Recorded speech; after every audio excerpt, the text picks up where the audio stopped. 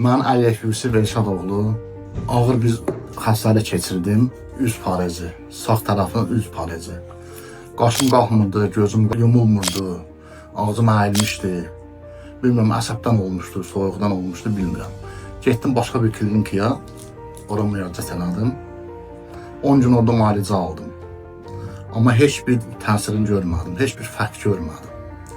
Sonra sosial şəbəkələrdə Aygün xanımı gördüm və müraciət elədim. Müraciət elədim, gəldim, Aygün xanım mənə çoxlu müalicələr etdi, iynələr vurdu.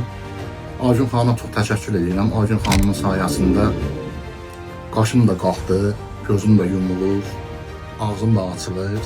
Yəni çox təşəkkür edirəm. Allah Aygün xanıma can sağlığı versin, uzun ömürlər versin. Yusif müəllim klinikamıza müraciət edəndə çox həyəcanlı, depressiv vəziyyətdə idi. Çünki çox həssas insan idi. Üzdə belə bir dəyişiklik onu hədsiz dərəcədə depressiya salmışdı və təcili sağalmağını istəyirdi.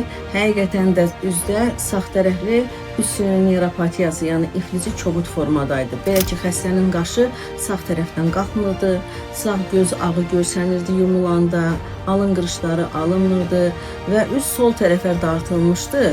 Üzdə kobud dərəcədə asimetriya var idi.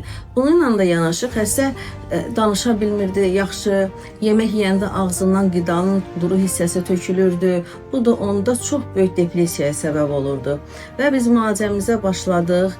Xəstəmizdə üst sinirinin şaxələri boyunca və meridian nöqtələrində xüsusi iynələrlə həmin o nöqtələri işlədik. Üzdə olan spazmı, gərimələri osteopatik üsullarla, üzdə masaj etməklə, müxtəlif demək tok vasitələrindən istifadə etməklə tədricən xəstəmizin üzündə bu kobud dəyişikliyi 2 ay müddətində sağalda bildik. Xəstəmiz hal-hazırda təşəkkür üçün bizə müraciət edib. Üzündə qətiyyən üst sinir iflic əlamətləri hazırda yoxdur.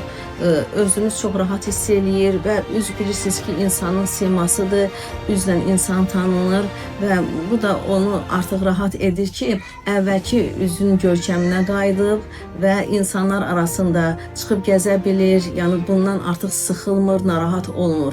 Biz də çox sevinirik ki, xəstəmizdə tam sağalma əldə etmişik.